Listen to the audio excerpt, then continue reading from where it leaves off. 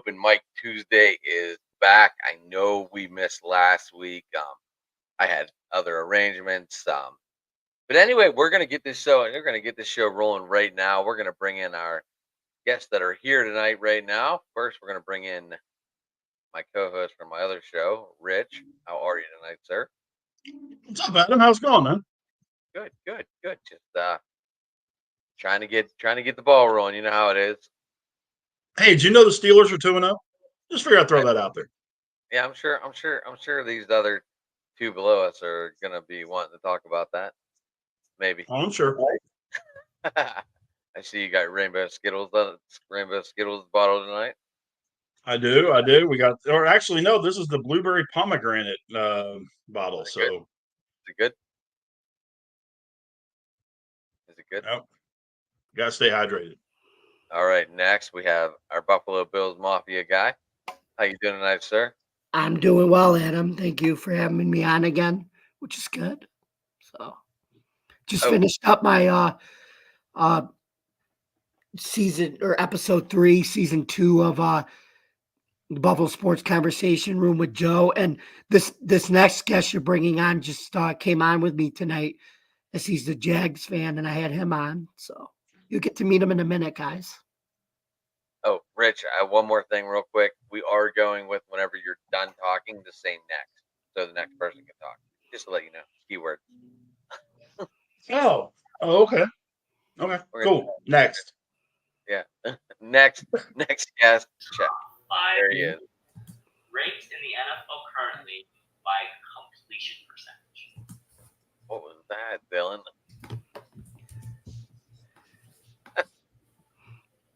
You there, Dylan? I did. Sorry, I'm working on my podcast, but I'm sorry, I'm working on my podcast that I did before joining Jamie. Yes, you did, and we did very well, and you did very well too. And as I said, you're welcome back anytime. I'm multitasking at its at my finest. Where would we like to begin the night on open mic tonight, guys? Where do you guys want to start? How about we talk 2-0 teams, because both your teams are 2-0. That being the Steelers and the Bills. Yep. I think the Bills have a strong chance of being 3-0 this week. Oh, come on, man. Really? What have the Jaguars really shown, Dylan? That we can poop our pants. He's basically saying they're 0-2, but they're a couple plays away from, not being 0-2 because they've lost 2 close games. That's what he's saying. I get it. I mean, it's your team. You got to root for your team. So, I mean, you have to cheer them on, obviously. You don't want your team to be 0-3. I mean, that percentage just goes down. Right now, teams that are 0-2, their chances of making the playoffs, I believe I checked, was at 11%. I just think Dougie Peterson's going to eventually find a way to turn it around like he did with Philly. And the first year where they went 9-8, but they somehow won the division because that was a poopy pants division that year. They got to get Ingram. They got to get Ingram playing like he did last year. I realize he had a career year last year, that kind of thing. But Ingram has got to be that guy that they can depend on to get that third down catch, to help with widening the field for the receivers and that. And he hasn't played well the first 2 weeks. I think he's still a little banged up. And but if Ingram can play the way he can play and the way that he did last year, that's what's going to really help that Jacksonville offense. Prince Trevor, man, I don't know. I mean, when you look at his numbers and they're in the same realm as a Baker Mayfield and a Brock and guys like they're not supposed to be elite receivers or elite quarterbacks. That's not Trevor. He's supposed to be in that top 10, and that's not where he's at right now. Well, I know, like I said, I get it, Rich, and it's like you could say, I feel like everybody can say this now because we talk about the quarterbacks getting the money and everything. It's easy to say, well, it's the contract, it's blah, blah, blah. it's easy to say that, but here's my problem with this in today's NFL. Here's the problem.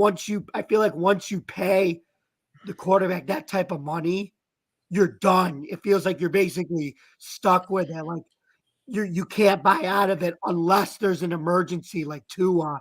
You're not buying out of that contract now. I don't know. The Denver Broncos got out of Russell Wilson's contract. I'm talking right. paying I don't for think he didn't right, but I'm talking about quarterbacks who like at least played well to earn it. Russell Wilson didn't really earn that contract, I feel like. One thing though, guys, and I talked about this. I don't remember if I talked about an open mic or if I talked about it with Adam on our show. But one of the biggest problems with professional sports, specifically professional football, is the guaranteed contract. Because the minute that you put that guaranteed money out there, they have no need. And Evan and I have talked about this about Deshaun Watson. We talked about it about Ezekiel Elliott and Tank Lawrence, and the list goes on and on and on. These guys get their money, they get the guaranteed money, and they're not concerned about performing to that upper level anymore. I'm not saying all of them, but there are a bunch of them that aren't as concerned about playing to that super high level anymore. They've got their money, which is why the guaranteed contract, especially in the NFL, is one of the worst things that could have ever happened to the sport. But luckily now, Rich, like I said, the whole Zeke situation, that's when they were actually paying the running backs. Now they're not paying the running backs. It's all going to the guaranteed contracts are going to the quarterbacks, not the running backs as much. So, Dylan, is Evan Ingram going to dress this weekend? I don't think so. With hamstring injuries, I don't think Evan Ingram will be playing this weekend. But that's a bad injury. You don't want to mess with that. A hammy's a reoccurring injury where you think you're fine and you come back, but if you come back too soon, all of a sudden it's a nagging injury that can come back later in the year. It doesn't just go away. It's the same thing with turf toe. But the bigger issue with Jacksonville is what happened to Christian Kirk. I mean, to be honest with you, I think Christian Kirk's become Mr. Incognito this year. I said this on my podcast that I blame the fact that both our birthdays are November 18, 1996. I don't know what it has anything to do with it. It was just a joke.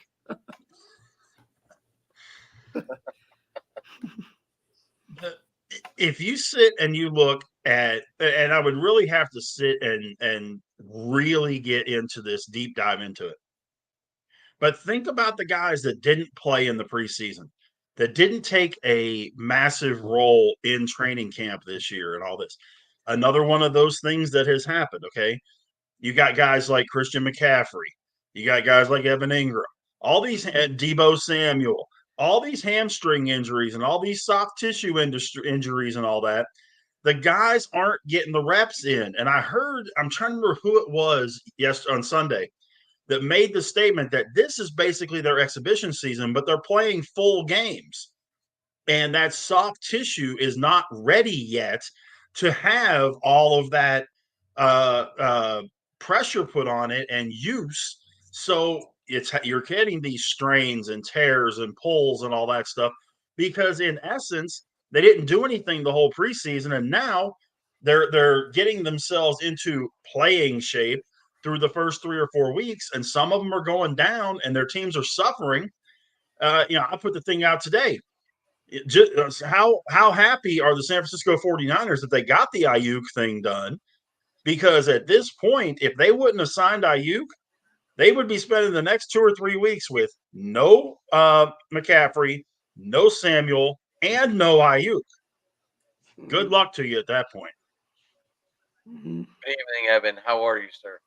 Hey, Evan. I'm doing pretty good. What's up, guys? Oh, Evan, guess Said what? his name too many times.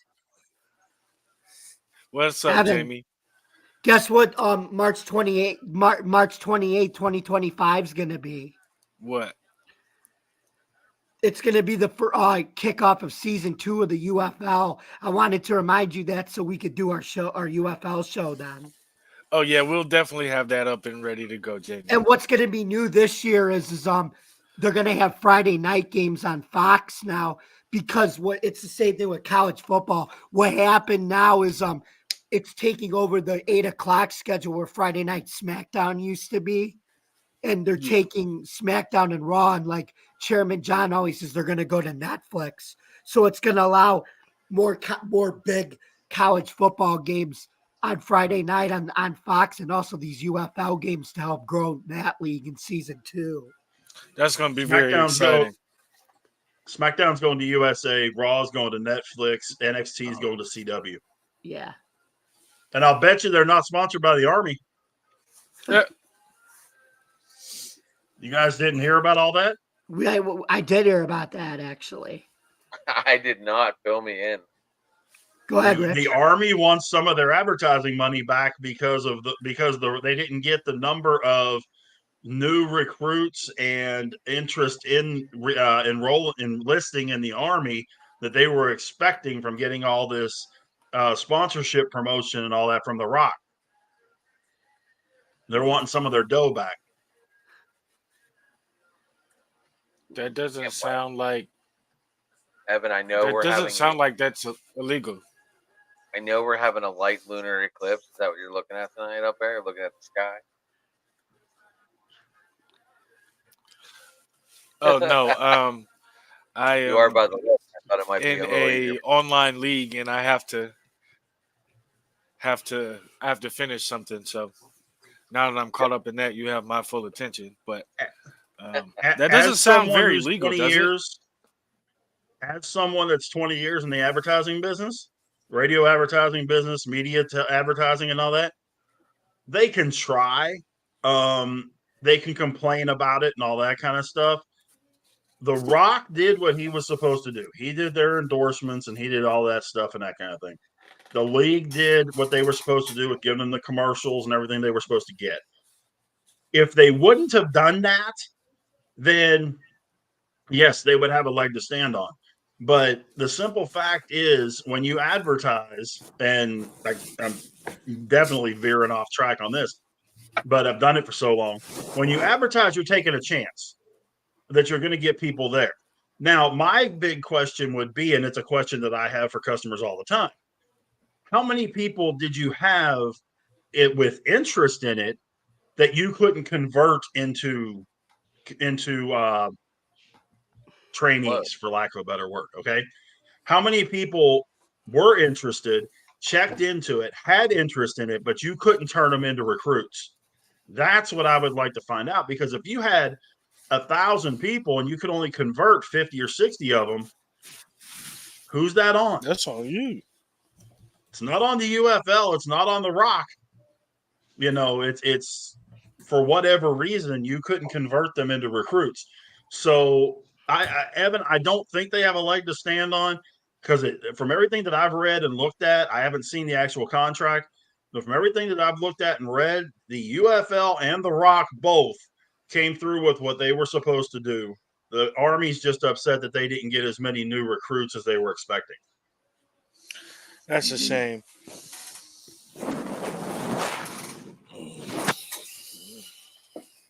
They need to get Terramana to sponsor. Yeah. I have not talked to anyone in a while with the UFL, but we could gladly get it going. Evan, it don't take much to. That's reach something out. I would want to get going, but All we can do is work on it. yeah, we can. We'll work on that behind the scenes. But All right, cool. how's everybody else? Well, I'm Good. sure Dylan's shaking his head still from Sunday. Oh no! Come on, Adam.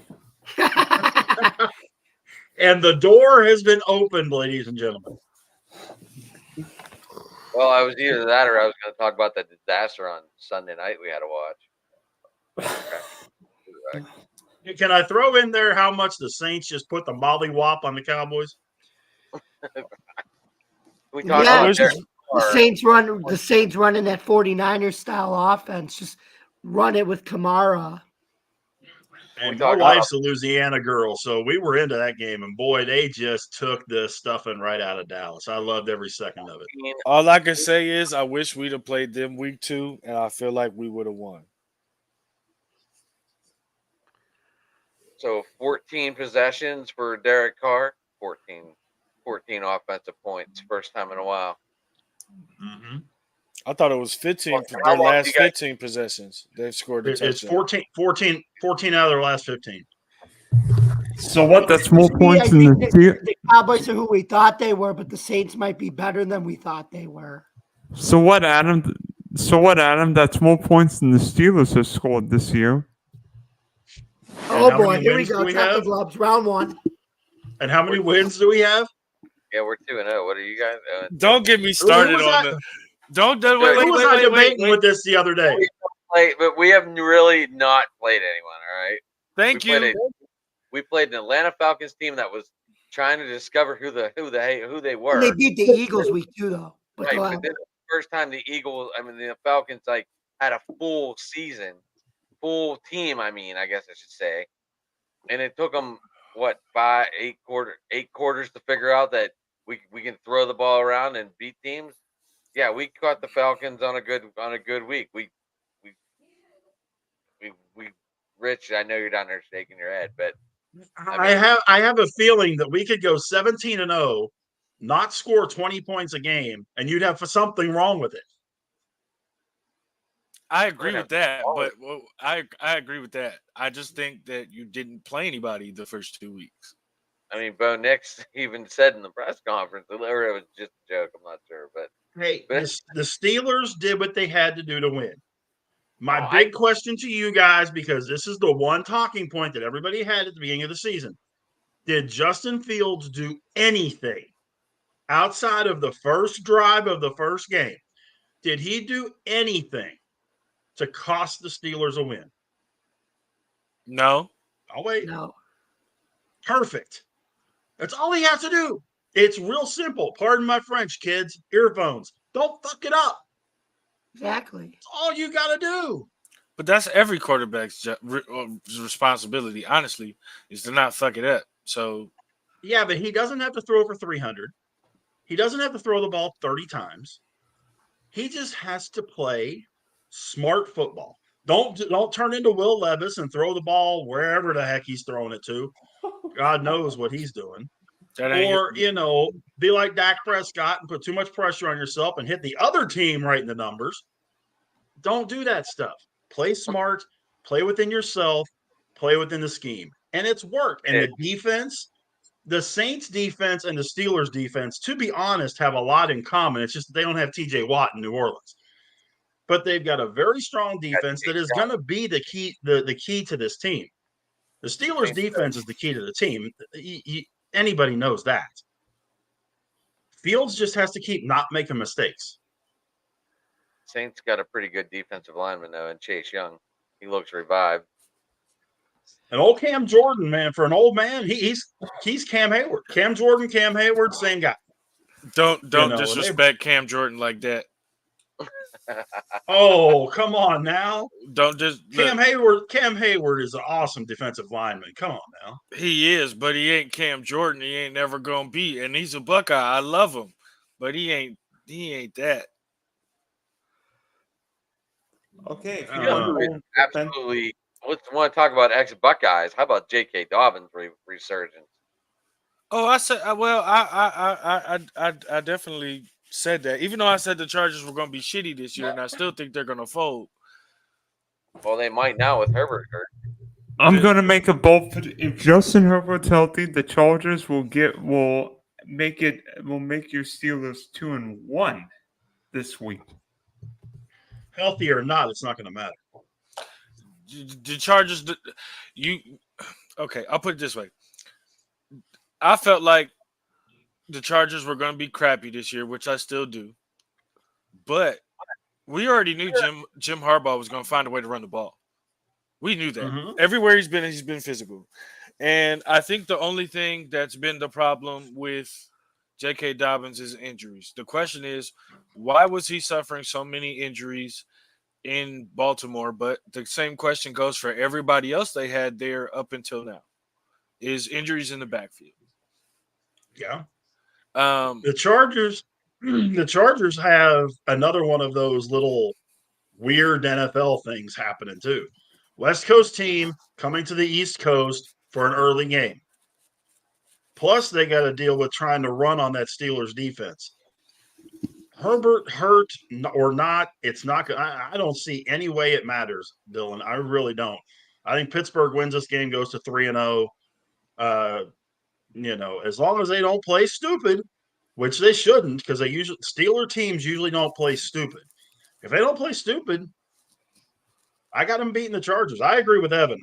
When we did that whole thing a few weeks back, I think I had them like 9-8 or something like that. I think they're an average team at best this year. Dylan is the only one that has them winning on everyone that was on the show this week. so Well, but Dylan had them going like 13-4, didn't he? 11-6. I also have the. I also have the Chargers going 11-6. I still I don't think think that's that. overshooting. I don't think either one of y'all really believe that. Well, on that night on paper, I did, and I wrote it all down. Well, I'm I just glad think you it's did. overshooting. You have them going 4-13. Ev? Yeah, I'll give them two. I'll give them 2 extra wins. I don't know where they're going to come from, but He has them going 12-5. Yeah, one against your Browns. that's not happening. When I have them at them, You have them going 9-8. 9-8. That's what I thought. And That's not going to happen because by the time we play them, we'll have had our identity, and as long as we have found our identity on offense, and as long as we're healthy, they don't have enough offensive firepower to do anything against us unless they just run the ball 100 times and are getting 6 to 11 yards a carry. They're not going to do nothing with us. So I'm okay with that. But let's talk about this Browns Jaguars game, shall we? I'll let you two handle this one. Go ahead, boys. Dylan, Evan, go ahead. All you, buddy. I want to give first off give a shout out to the Jaguars for showing up because I didn't think they would. I thought it wouldn't be a close game at all. But I will also say we shot ourselves more in the foot more than the Jaguars played well. If you look at what happened in the fourth quarter, we had seven penalties in the fourth quarter. That drive where we were in the red zone about to set up for a field goal or go in to score, we had 4 offensive holding penalties back to back, and 2 of them were on our center, and turned that into fourth and forever. And then you look at the defense with some penalties late in the game as well, which gave y'all a scoring opportunity. The only 2 things that I really want to talk about coming out of this game, outside of what me and Dylan having this conversation that I want to ask everybody, and we'll circle back to it, is why the hell don't they call holding penalties against Myles Garrett? Because that tackle, there's one circling clip where he got tackled. I got 2 or 3 clips of him being tackled on separate plays. And lastly, the other thing is, do you think everybody reacted a little too soon on Deshaun Watson? But before we get to that, I want to hear what Dylan has to say. No, I was absolutely dreading you coming on because I knew you would give me so much pro over this game. I'll play nice today. Why? Let it By the all way, out, in buddy. the battle of Clemson quarterbacks, I think both of our quarterbacks peed their pants, Edmund. I disagree as far as my quarterback goes. Because if you look at it, Amari Cooper had 3 drops. Jerry Jeudy had a drop. Elijah Moore had a drop. Jordan Akins had 2 drops. And all of those were in critical situations. The one catch that everybody will remember from that game, as far as Amari Cooper, he caught the ball with the first down, made a move to try and get some more yards, and was considered taking a step back, and therefore became 4th and short on 3rd down. Evan, I'm just curious, real quick. Did Jordan Akins play with Deshaun down in Houston? Yes, Yes. Mhm. which is the only reason why he's on this roster. That man is slow as dirt. I mean, the Jacksonville offense was not great. We gave up 4 sacks. I mean, seemingly everybody gives up sacks when playing Myles Garrett. Shocked. The Jacksonville offensive line can't do anything. Christian Kirk caught 1 pass for negative yards. How can that be? You catch a pass for negative yards. Well, I'll give Has to be on the last scrimmage. I'll give Rich a shout out here, because we both were on this a couple weeks ago when we were talking about the Chargers, if you want to go back and watch that episode. But we have one of the better defenses in the league, and I've been saying it for as long as anybody will listen, that we have the best secondary in the league. I'm sorry. Mhm. I just feel like we do. And yes, it's aided by the pass rush, but besides one situation with Greg Newsome looking in the backfield and letting the rookie outrun him, do you really feel like y'all had a successful day passing? Nope. And with Christian Kirk being followed around with Martin Emerson all day, and the one interception that he dropped because it bounced off his knee as he tried to corral it on the way to the ground.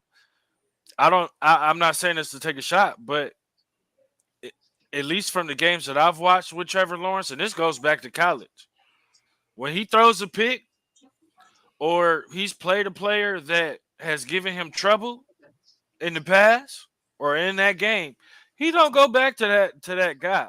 So once it became Denzel Ward almost had 2 picks, Grant Delpit almost had a pick, and Martin Emerson almost had a pick, where was you throwing it? You guys weren't throwing it that far.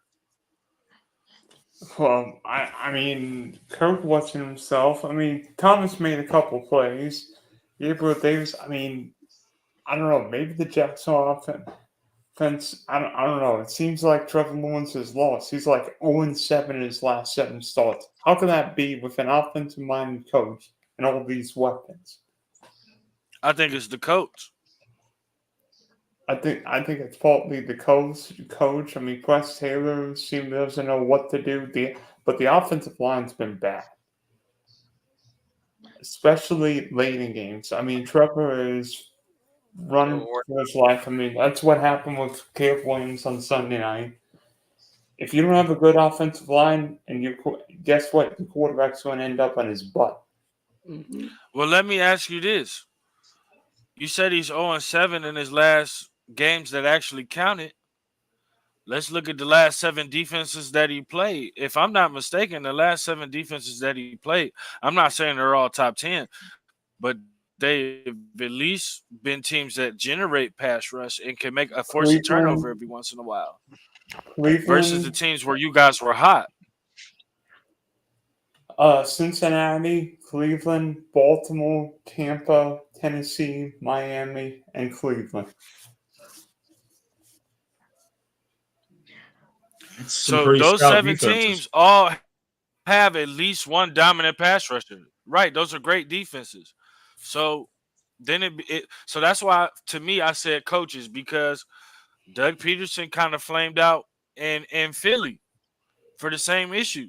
In my opinion, play calling got a little wacky, which caused the offensive line to not perform as well, and they were a great offensive line.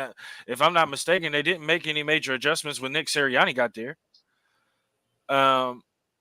So to me, I just think that you're facing top-tier defenses, or defenses that have solid pass rush, or are going to make you one-dimensional. So I would look at that more than anything else.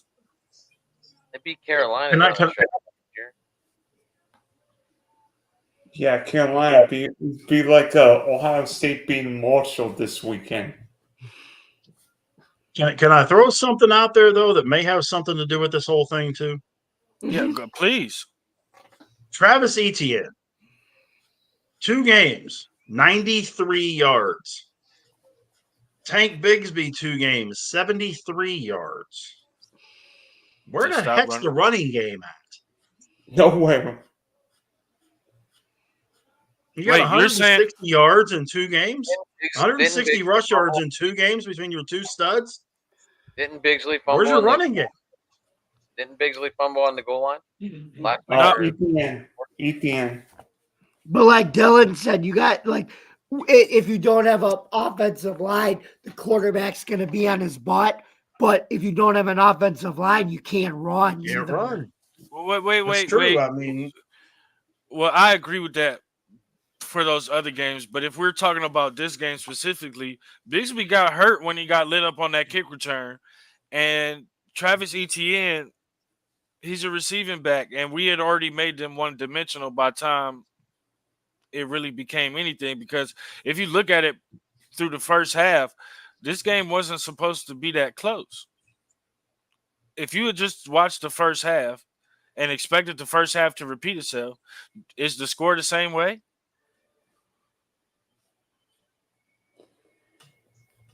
Not necessarily. I mean, Jackson was what, a 3-point favorite. Yeah, but you said it yourself, y'all. You had 16 yards passing in the first half. Your 2 stud running backs, one of them is hurt, and the other one's had fumble issues. You were already one-dimensional because at that point, what was it? 13-3 at the half, 10-3 at the half. And the Jags never saw the ball because the Browns were going on 17, 18 play drives. Right. So if the first half repeats itself and we're going on 18, 16 play drives, you can't run the ball. you got to remember one other thing too is, Trevor Lawrence is another one of those quarterbacks that if he has to throw the ball more than about 28 to 30 times a game, you're going to have problems. If he's not built to be a 40 throw a game guy. It's just not in his toolkit to be able to throw 35, 40, 45 times a game without having some issues, whether he's going to try and do too much and force a pass or something like that. And when you don't have the running game, what do you got to do? You got to throw the ball a lot. You bring up a great question, bring up a great point, but it also makes me want to ask all of you this question. And it also concerns Bryce Young and Baker Mayfield and Sam Darnold. But we're going to focus on Trevor Lawrence first. I was watching ESPN and they were talking about the whole situation about Bryce Young. And I asked this question in mind of Trevor Lawrence. And for Justin Fields' sake, we see the Bears draft Caleb Williams, and what do? They go get a bunch of pieces around him to fit the success that he had in college. The Carolina Panthers didn't do that. In my mind, the Jacksonville Jaguars didn't do that. I'm Evan, you're 100% right. I think the one big difference between what the Jaguars have done with Trevor and what the Texans have done with CJ Stroud is that Jacksonville, I don't even count 2021 with whatever his name is. That was a wasted year. And someone would beat the Bills. I don't know. Urban Meyer? Yeah, with he who shall not be named in this house anymore. And by the way, I met him twice. He's a douchebag. Hanging out in Cleveland, hanging out in Cincinnati balls too much. He's a douchebag. I'm going to keep that story for another day. And the Jags didn't give Trevor enough help. Like, how would a Nico Collins be in Jacksonville? How would a Justin Jefferson walk or Jamal Chase? But I don't know. I agree with that. I agree with that, but the reason I asked the question is because of Rich's point. if he comes into, let's say he comes to Jacksonville and they go get him a receiver, one of his receivers from college, and they get a wide receiver free agent, and they focus on the draft in the draft the first 2 years, whether it be the second round, the year they draft him, because I can't remember if they had multiple picks in the first round that year. Yes. And then, so they take Trevor Lawrence, they drafted, let's say they go draft the best lineman available, and then the next year they go draft the next best offensive lineman available again. So now they have 2 receivers. They still have Evan Ingram. They draft Travis Etienne. Do you think he could be a guy who passes it 30, 40 times a game? Absolutely. I think I'm not as worried about Trevor. I think the offensive line, but maybe it's a coaching scheme. I mean, we saw Doug Peterson flame out in Philadelphia with Carson Wentz and Jalen Hurts. Maybe it's happening again. I kind of agree, but Rich brought up a great point, and that's why I wanted to ask the question to see if he felt any differently with that proposal.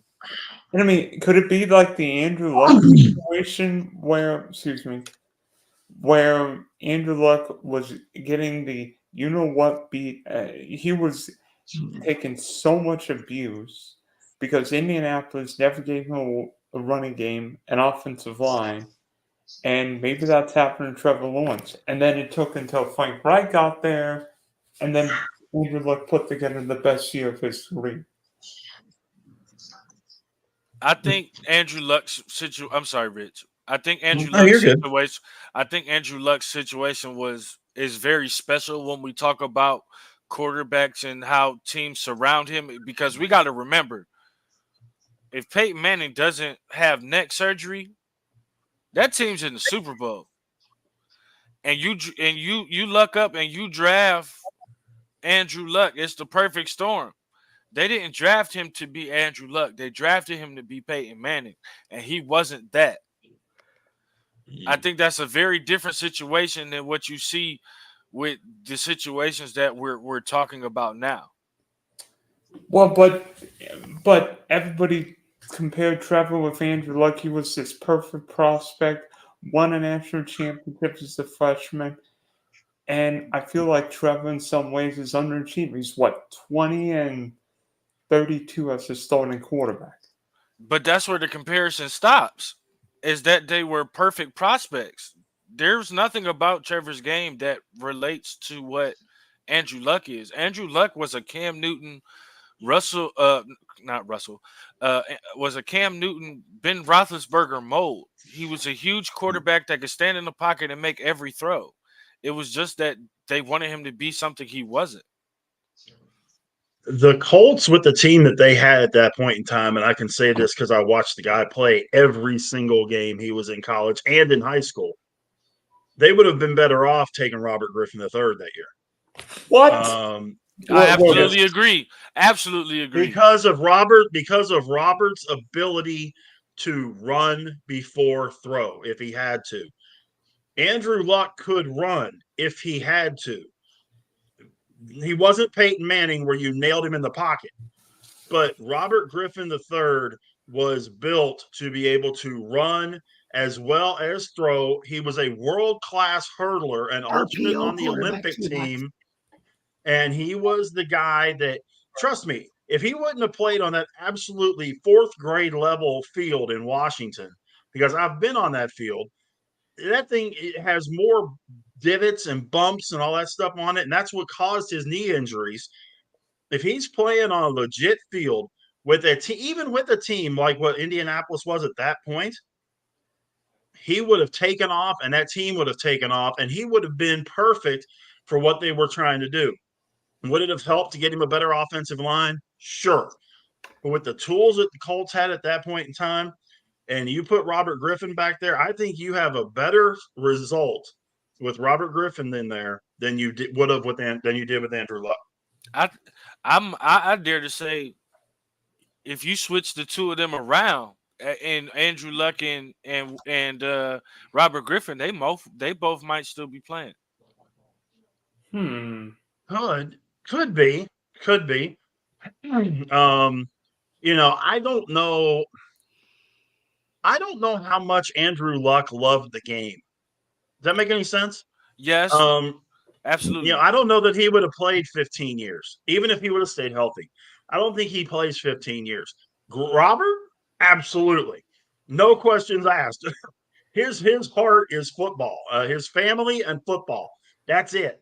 Andrew Luck, I think he used football as a way to establish his life and make his family comfortable and everything and be able to do things outside of football. How much football stuff do you see him do now? I None. don't think he loved the game. I don't He think was he on he loved the was on game. an He loved Amazon his post game ability. last year.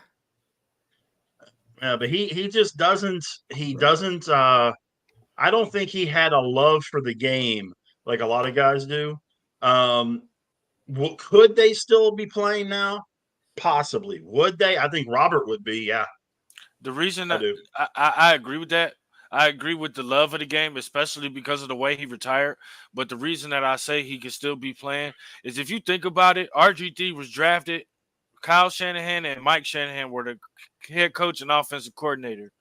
If you're telling me, regardless if he loves the game or not, you get an Andrew Luck, who's a big stocky guy, who would destroy in that Kyle Shanahan, Mike Shanahan offense.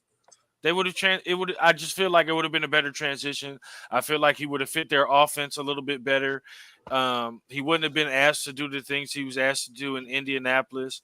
And I think I'll put it this way: I don't think he loved the game, but I do think that Indianapolis in that situation, including their owner, killed whatever love he did have.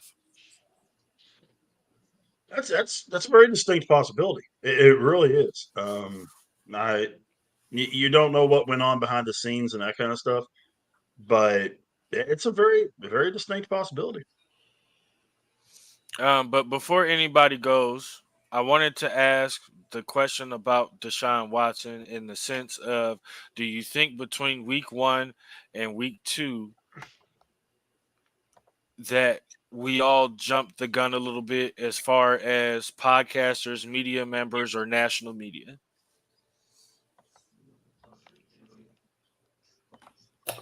As far as what?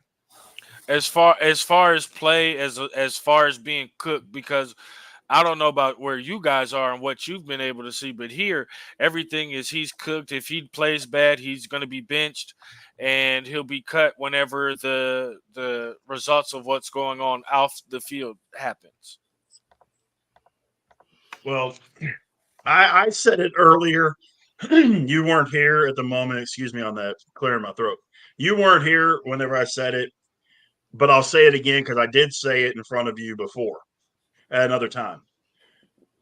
Deshaun Watson is another one of those guys like Zeke Elliott, like Tank Lawrence, like a lot of these guys that are the poster childs that guaranteed money, guaranteed contracts is the worst thing that ever happened to professional football.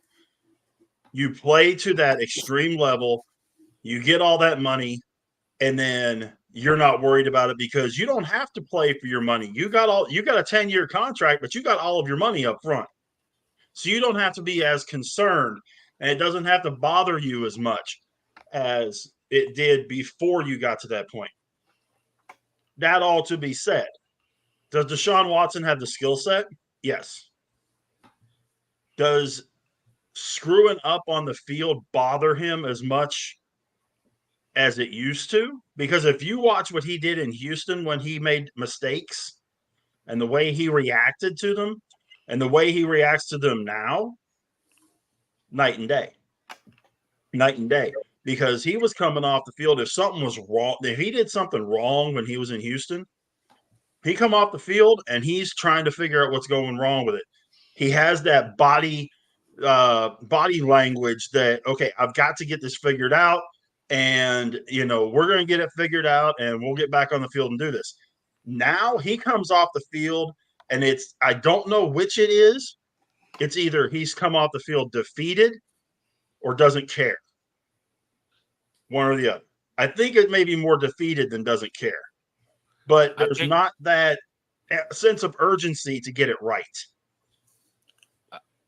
I think that goes back to what we talked about over text message over the other day more than it does the money.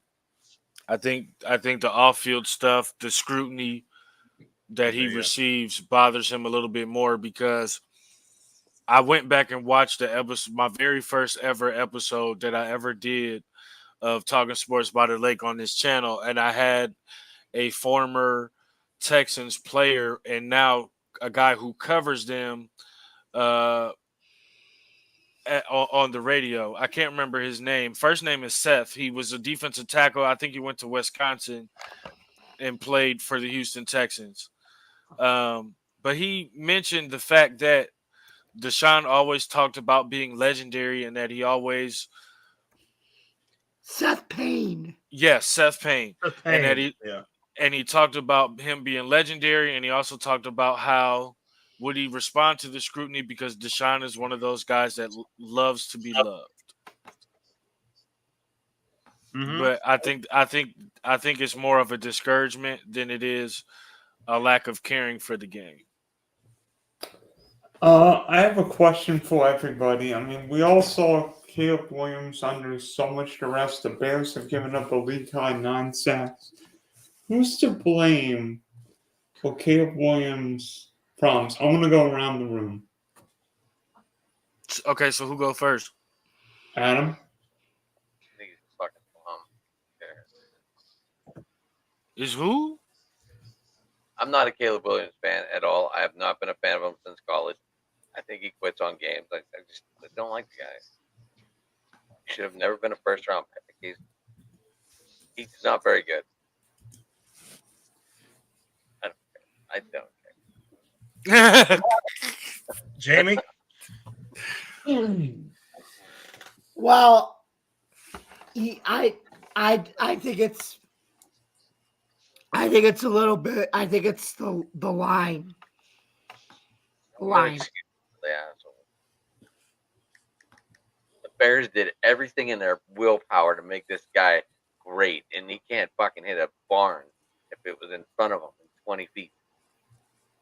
Evan, you want to go or you want me to go? I'll let you go. I'm looking up something for this right quick.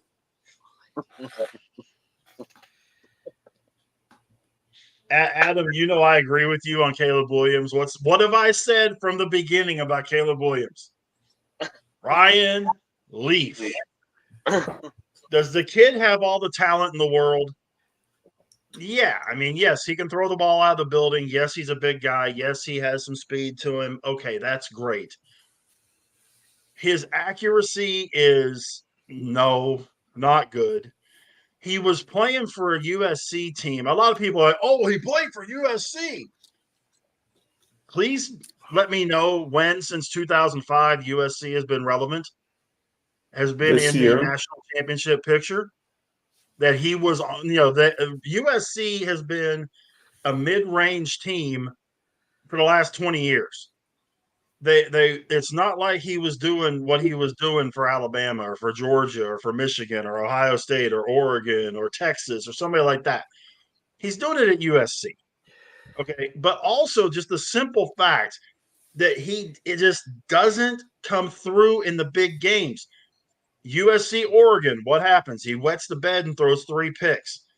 USC, UCLA, what happens? 2 fumbles and a pick.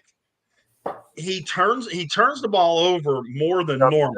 Game, Rich. But he also, Don't leave out the Notre Dame game on prime time.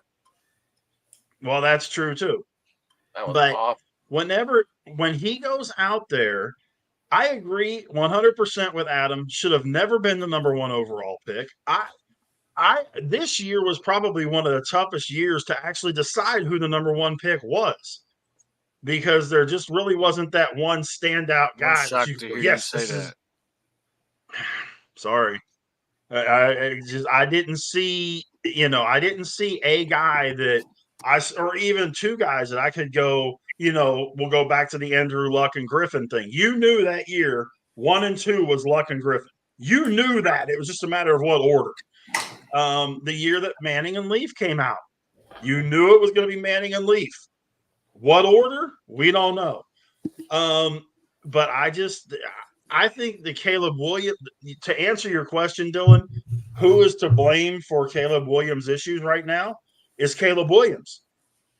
The guy said publicly, whatever team drafts me needs to give me part ownership of the team as part of my compensation. That takes Deion cockiness and throws it off to the side. It's like, Does really? it? I'll be sarcastic. I agree. No, but I'm saying you expect whatever team drafts you to include part ownership of the team in your compensation. Have you lost your mind? It's Caleb Williams is who the problem is. Maybe it's that Chicago's offensive line is bad, bad, and bad. Get it, Dylan. You're going to protect this guy till the day he dies. I get it. So You're going to protect this guy forever. Go ahead, Evan. to me, it's three people to blame for this. One is Ryan Poles, the GM. The second person, I don't know your damn name because you're not on the Bears website, and that's the head scout. And lastly, is Caleb Williams. The reason that it is this situation is Ryan Poles has been there since 2022, and they done drafted linemen since 2022, and they all suck. The reason that I'm blaming the head scout. How hard is it to find a fucking offensive lineman? It seems to happen every year. You've got a guy that goes in the top round early in the draft, nobody believes in. Turns out to be a gem. A guy that goes in the second and third round turns out to be a damn gem. And then you got the late round guy and free agents where you can build your offensive line. It happens for every team every year. Sure does. And lastly, Caleb Williams, this is your fault too because you ain't never won nothing. The way you carry yourself is false confidence to me as a former football player, and for the other guys on this show that have played football, no matter the level that you've played it at, when you look at Caleb Williams and the way that he carries himself, especially when it's being seen and not recorded like by a fan or something, it comes off as false confidence to me. I don't know about y'all, but to me, it comes off as false confidence. So that's who I blame in that situation. But I'll pass it on to y'all.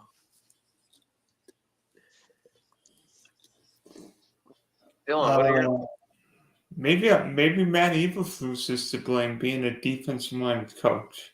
We talked about that on our show. By the way, speaking of linemen, I don't know. The Chargers drafted Joe All from Notre Dame, and now might have the best bookend tackles in the league. That's true. Yeah. I agree with that, but I'll let you go real quick. I'll let you go real quick. But what is it about offensive linemen that come from Notre Dame? I'll tell you exactly what it is. The strict academic, the intellect you got to have to play that position, the IQ, the GPA you got to have to get into Notre Dame. You got to have like a 3.5 GPA. It's just the all-around football smarts and scholastic smarts too. Can I throw something out here and see what you guys think about this one? Because I'm sure this is going to get some interesting insight. Go ahead. There are 7 teams right now that are 0-2. The Rams, or I'm sorry, scratch it. Yeah, the Rams, the Panthers, the Giants, the Broncos, Jags, Titans, Ravens, Bengals. Okay, sorry, 8. Yeah, That's 8 teams. Okay, of those 8 teams, Adam and I, we were talking about this right before we went on the air. The 0-2 record making the playoffs, right at 10%. So you're going to have, let's just say on averages, you're going to have 1 team out of those 8 make the playoffs. Who makes it? Bengals. Yep, Cincy. They have a history of doing it, except for last year. And if Burrow stays fully healthy, I think they can do it again. That's why I'm shaking my head. These first 2 weeks, he looked like shit, and so does that offensive line. And Nothing. he ain't even played his own division yet. He got out of all the quarterbacks in our division, he got the worst record. Will the real Slim Shady, I mean Joe Burrow, please stand up. He be sitting down real quick, so don't even stand up. Dude, It's gonna Mark, be it's gonna be the Ravens because once they find their identity, it's a wrap. what about the So $50 wait a million minute. life insurance policy taken out this weekend? What's going on with your mic? I can't hear you. What about I the couldn't hear $50 you. million life insurance policy taken out this weekend? Yeah, Chase took out a $50 million insurance policy on himself, injury policy. Oh yeah. That Hey, Chase Young. relationship is over with. They need to find a way to go get a top pick in the draft so they can go draft T-Mac out of Arizona. Who you talking about? Bengals. McMillan. Oh, McMillan. More Chase.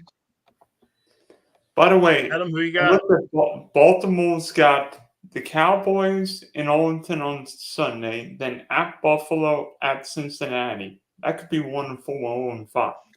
No, it ain't. That's You gonna will be hear 2-1 that in them 3 games.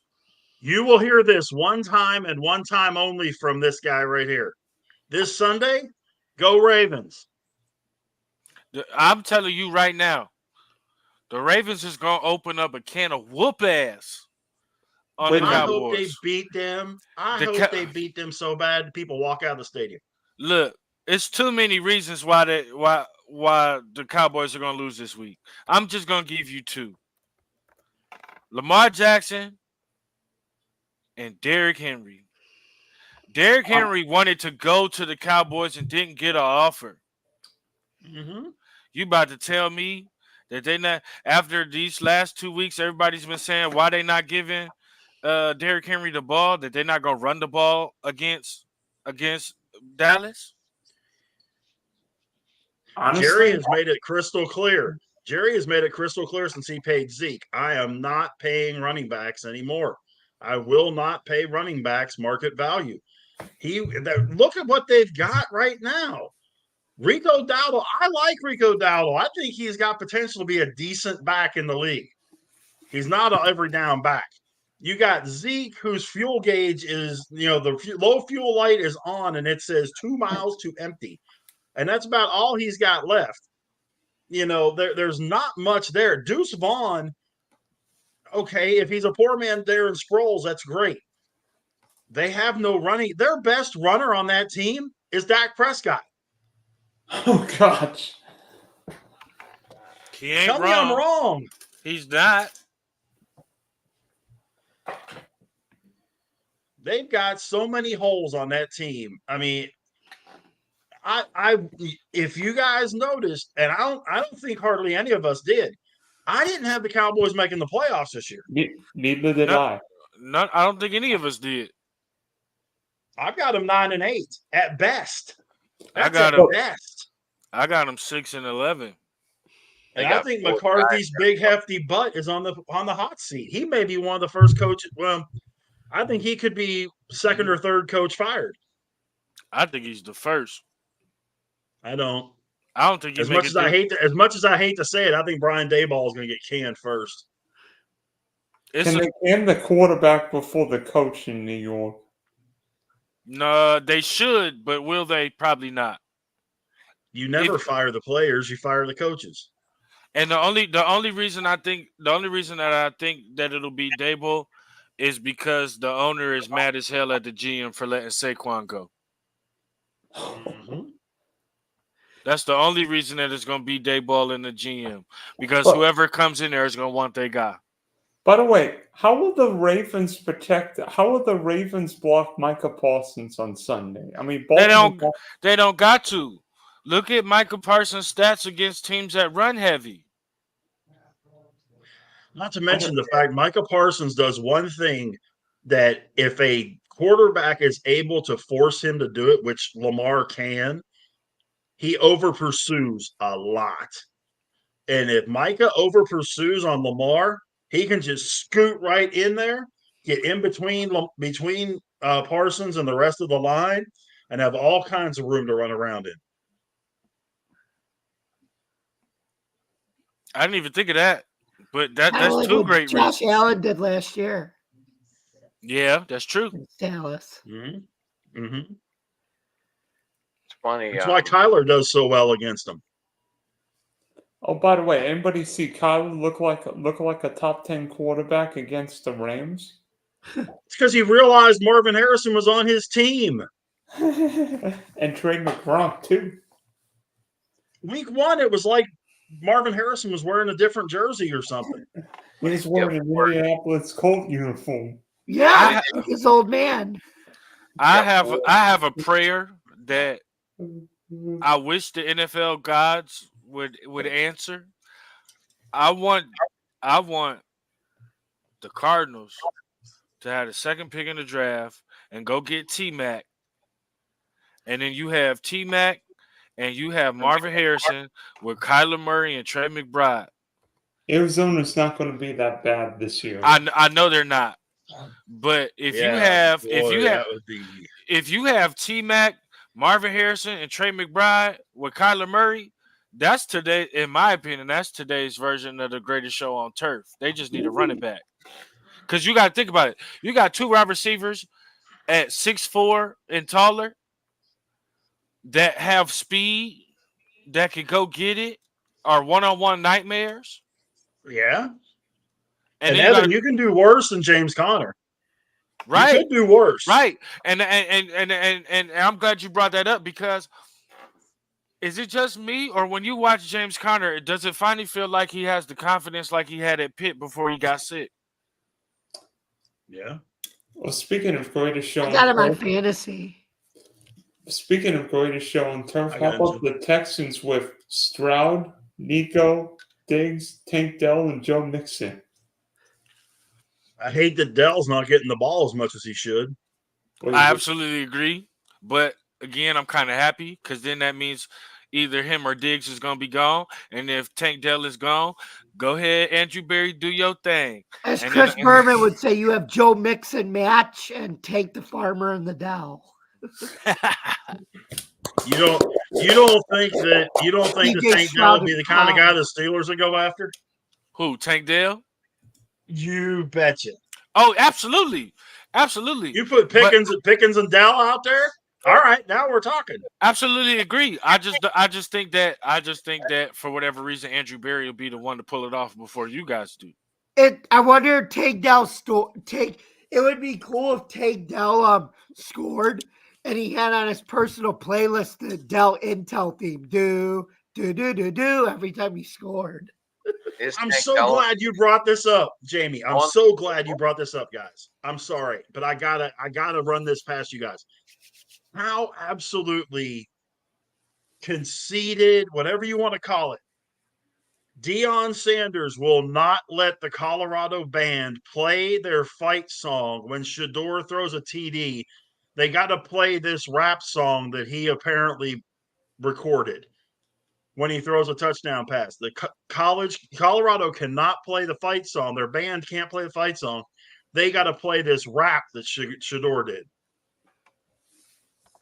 I didn't know anything about this. Let me see the receipts. I want to do this. I want to So hear it. don't play that on here, because that's a copyright, and there's some other things that are going into that. Right. But Explicit lyrics, first off. LeVar Ball all over again. I'm telling you. Except that LeVar Ball was never the athlete that Prime is. Right.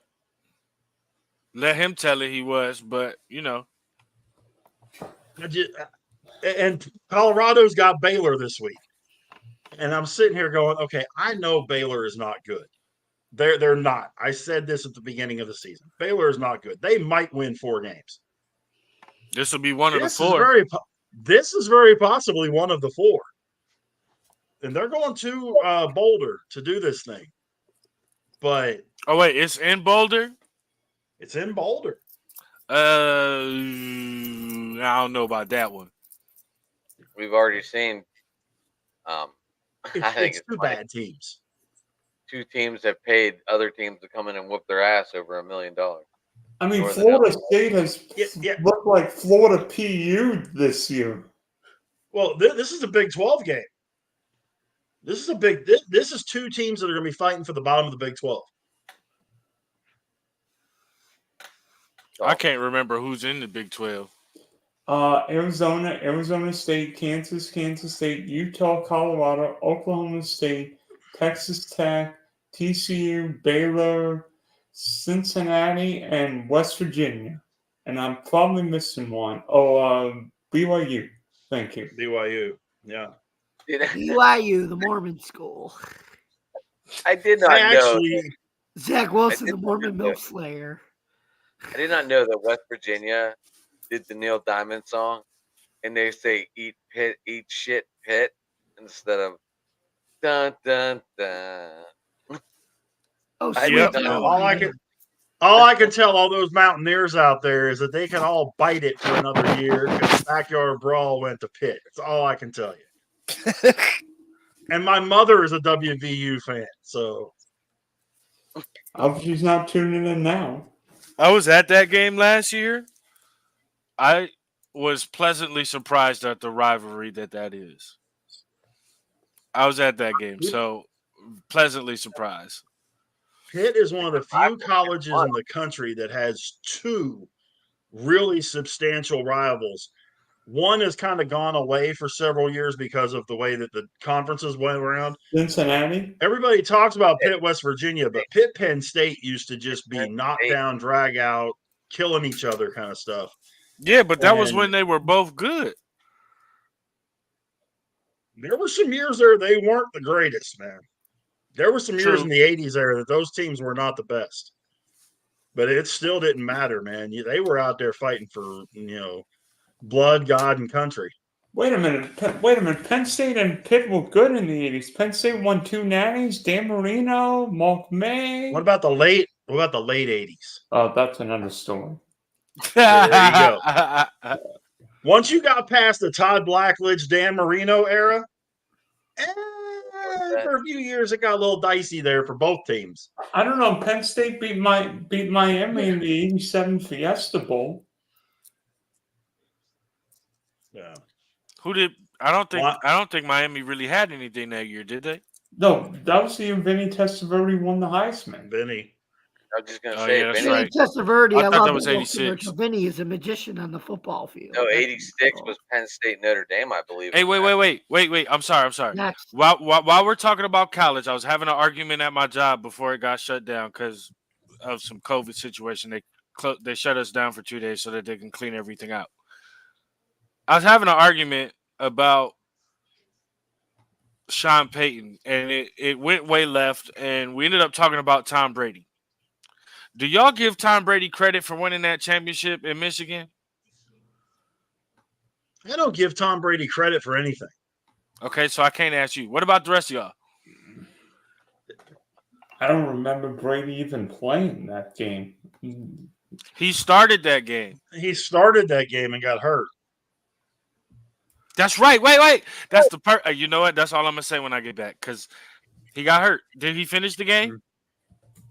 No. There you go. That ain't his national championship.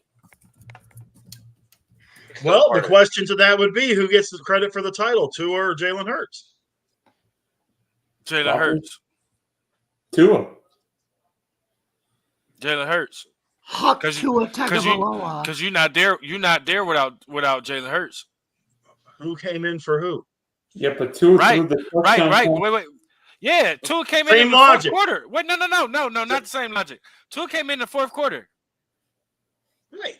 Brady got hurt in the first half. I don't care if he got hurt on the first play of the game. It's still whoever won the game won the game. If I remember correctly, Alabama was getting their ass handed to them. Or and then what do you Tua say, came Rich? in They and were pulled getting it out of the fire. mollywopped. Well, okay. So wait, so we gonna sit here and say that Tua won the national championship and he deserves credit because he threw a deep ball? That's it? That's all it takes? No, I get what y'all saying. there's different ways for that argument because you could also say Well, the Dolphins wouldn't have been undefeated without Earl Morrall because he started that Super Bowl. Bob Greasy didn't. No, That's Bob well, fair. Greasy was hurt. Greasy started the Super Bowl. Or, I'm sorry, Greasy started instead of Morrall. That's fair. But he played the whole game, didn't he? Yep. He did, Okay, but yeah, Morrall that's won different. 14 games? That's different. Because, like, Deshaun Watson got taken out the game in Indy last year. And Philip P.J. Walker, the GOAT, the greatest quarterback of all time, UFL guy, USFL guy, spring football guy. Don't forget. came in and won the game, right? We don't give Deshaun Watson that credit. The best Carolina Panther quarterback since Cam Newton? Is that what you're saying? Yep, the GOAT. Okay. Then, Do well, I you know what? give- I kind of do just I give defeated my Brady- own argument. Do I give Brady credit for winning that game? No. Okay, not. cool. No. That's all I needed. I'm gonna clip this and take it back to work. Huck Tua Tagovailoa. But I got a couple minutes left. I gotta be up early in the morning. Anyway, prayers up for Yeah. Tua though. Prayers up for him that he Absolutely, healthy. absolutely. Does he need to retire? Does he need to retire? Absolutely. Yes. Will Yeah, Will he retire? Is a whole nother question. Teddy, yes. Willie, yeah. I don't know.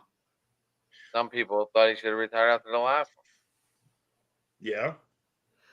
And let me run something past you because there's a few of the guys, one of them's a Steelers lineman, that are wearing the add-on to the helmet, the The padded Guardian cap. add-on.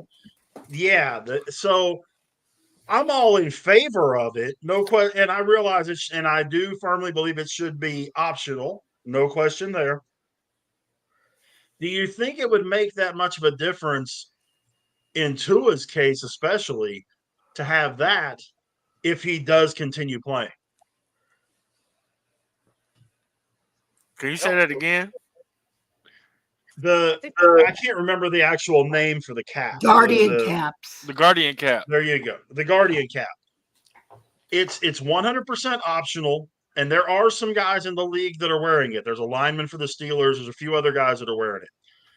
If Tua comes back, do you believe that Guardian cap would be beneficial for him No, coming back? no, Yes. Not at this stage.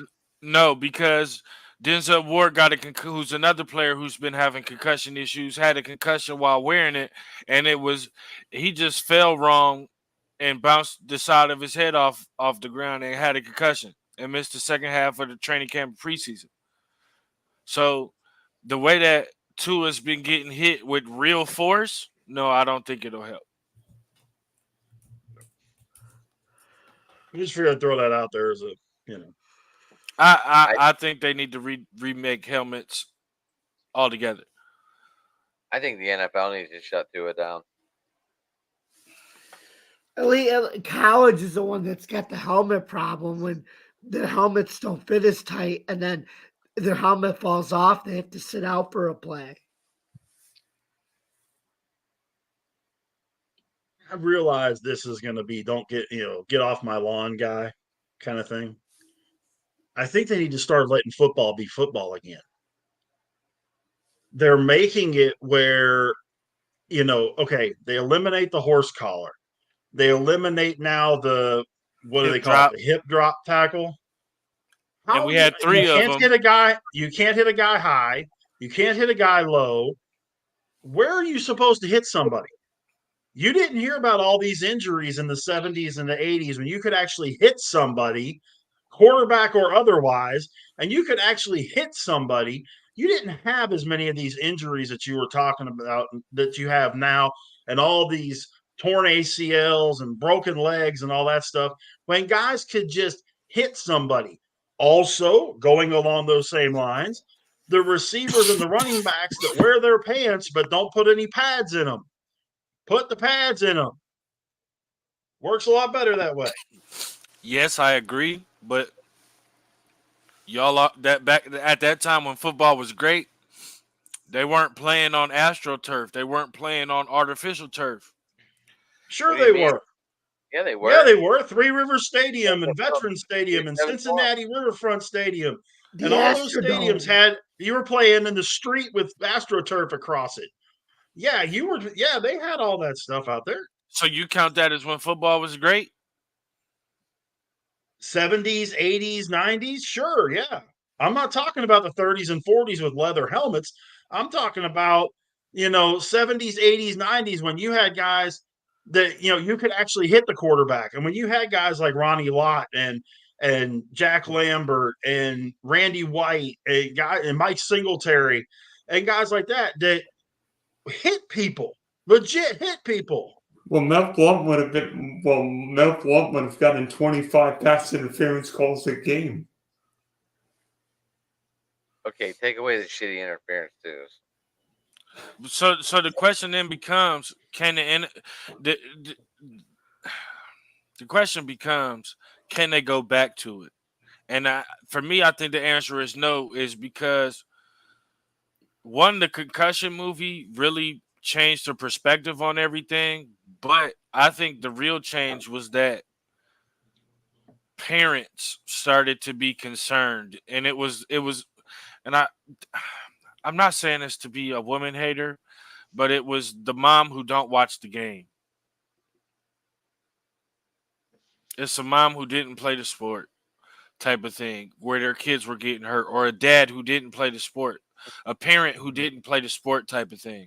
Because when you grew up like me, a parent with parents who played the game, went semi-pro, went to college, did all that type of stuff and played the game. Oh yeah, that's how the game is supposed to be played. But a lot of times we now look at these kids that are playing youth, fourth grade youth tackle football or pee-wee football at an earlier age than fourth grade. Yeah, no. Of course, they got to find a way to change that, and until they can, I don't see them going back. I'm not against the tackle football even in fourth grade if they're taught properly how to do these things. It's a form tackle, a proper. The one thing that I am against, no questions asked, is the spear. Putting the crown of your helmet, hitting somebody with that can't be good for either person involved.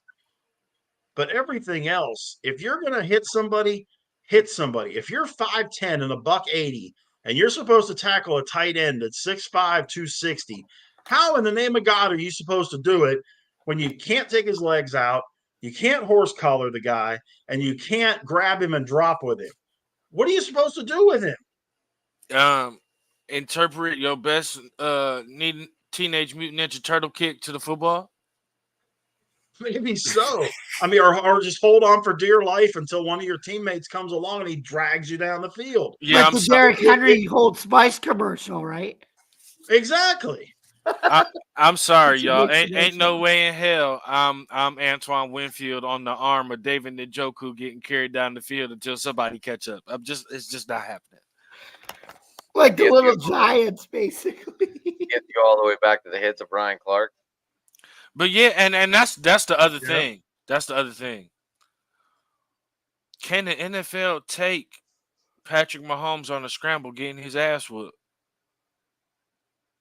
Can the league really handle that? That would be bad for business.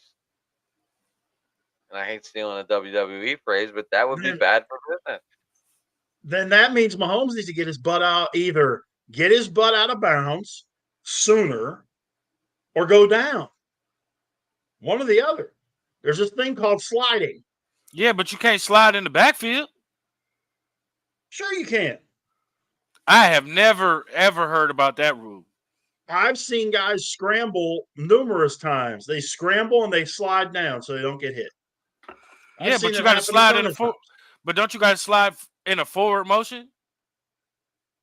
Like going towards the line of scrimmage? Or even with it, yeah. You don't have to be in front of it to slide, but you have to slide toward the line of scrimmage, yes. You can't slide backwards. But hitting the quarterback is hitting the quarterback. But I think that you would see fewer injuries than what you're seeing now. You would see a whole hell of a lot less blown ACLs, blown ankles, busted legs, all that kind of stuff than what you're seeing now. I honestly think you'd see fewer concussions. I don't know about Because the if fewer you can, concussions part. because if you can bury your shoulder into somebody's chest or into their gut or into their midsection or into their lower torso, if you can bury your shoulder into it and not take the chance and not have to worry about the chance that if the guy moves that far, now your head's hitting him and you're going to get flagged for it, makes a big difference. I Because if think you're, I agree, but I'm gonna ask you this question. Do you think the one rule that should be changed on the offense is that an offensive player cannot lower their head? well, there's a lot of rules that need changed. But I think that's the number one rule that leads to targeting and concussions is when the offensive player lowers their head. I think they can't. I think they should not be allowed to lower to the crown. Yeah, If that's they're what going to I'm go, saying. if they're going here, then yeah, if they're going to put their face into the defensive player's chest, no problem. If you're going to lower the crown, yeah, that should be outlawed. But didn't Mike Bossart they say again. Didn't Mike Bossart run downhill like that? Ground down. Yeah. They review that in college football, the targeting, and if you get targeting, you're out of the game. Right, but what about an offensive player? We see that so many times. Like, let's be honest, Leonard Fournette was Oh, yeah. popular for that. You see Sure. Nick Chubb, Kareem Hunt, Garrett Blunt. Henry, all those guys, these bigger backs. Yeah, they use their shoulder and they stiff arm, but they use the crown of their helmet too. And especially since they made that change on the defensive side of the ball, you see a lot of defensive concussions with that. Mm-hmm. Or a lot of targeting calls because I'm coming to make a legal tackle, and because you see me coming to make a legal tackle, you lower your head. Exactly. And that's another one that I realize they do the video review. They're not, and we can see it when they show the replay. They're not paying attention to the fact that you cannot defy the laws of physics. If you're going this way and the guy, you're going to hit him in the shoulder, and then he moves this way and you're going to hit him head to head because he moved, that's not on the defensive player. It's not an incidental contact. It's just like one of the absolute dumbest rules in football is if you go and you sack the quarterback, you've got him in the bear hug, you're going down, you can't land on top of him. What giant scientific genius came up with that idea? Because there is no conceivable way, even a 180-pound defensive back, if he hits that quarterback like that, where's he going to go? He can't roll over like he's laying on him in bed. He's in midair. Yeah, I agree, but I'm gonna have to table this, guys. Like I said, I got to get up in the morning. I do too. So I appreciate everybody for open mic. I appreciate the faithful 25 that are watching. Greatly appreciate you. I'm Evan. You can find me on Talking Sports by the Lake on Twitter. You can find me at Brogdon Evan on Twitter as well. We will be resuming this weekend for a show. As far as the Browns go, as a pregame show, I'm looking to get working out something to do a postgame show. I actually wanted to ask you guys in the chat, what about we do an open mic night for our teams where we each sit there, we ask a question, but we all give our own monologue of how our team played so far in that game. So you want to be like an oppressor with all of us.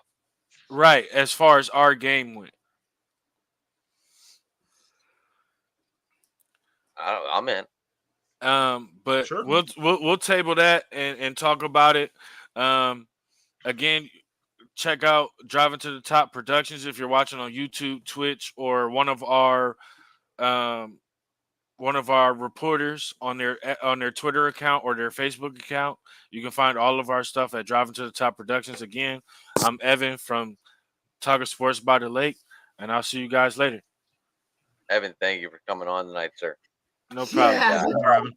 See you Forward to your guys. content. let's get that USFL show rolling, which is good.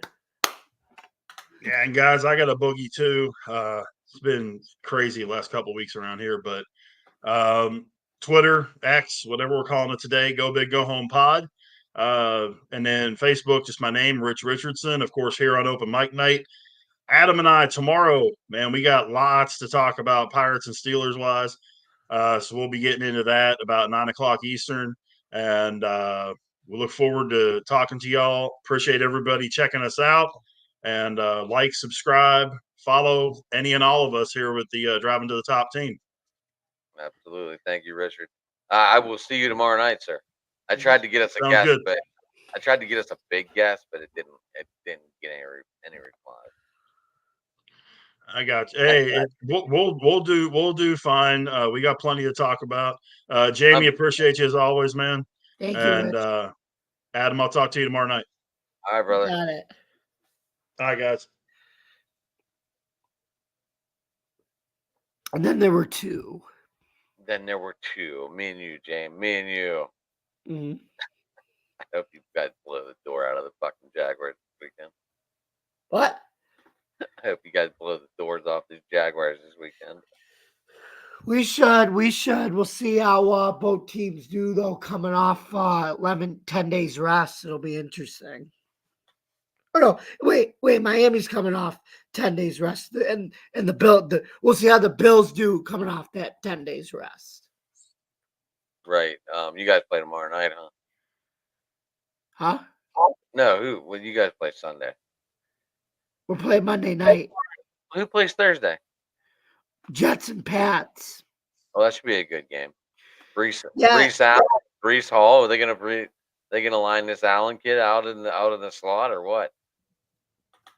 I think it would be pretty cool. A nice way to diversify the offense for Rodgers. So But James, I know you want to get back to finishing your 30-30. How people get a hold of you, bud?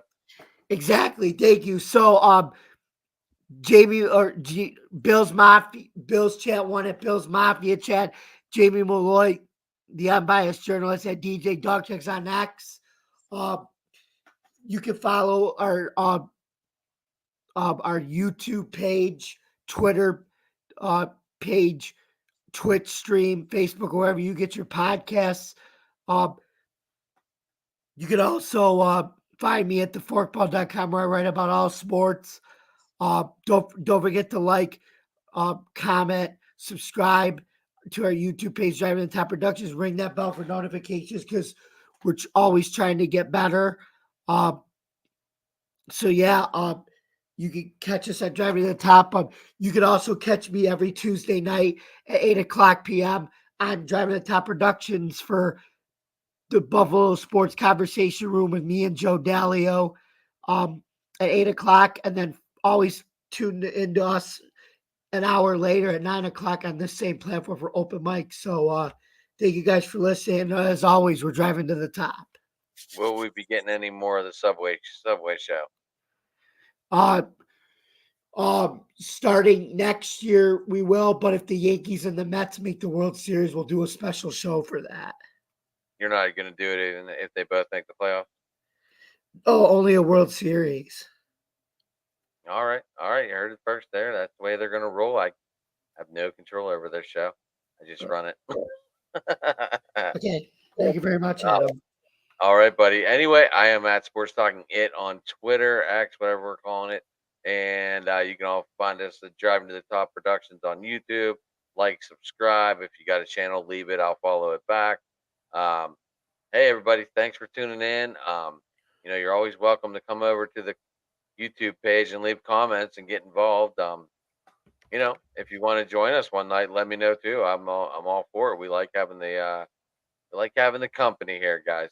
So everybody, thank you for tuning in and have a good night, guys. All right.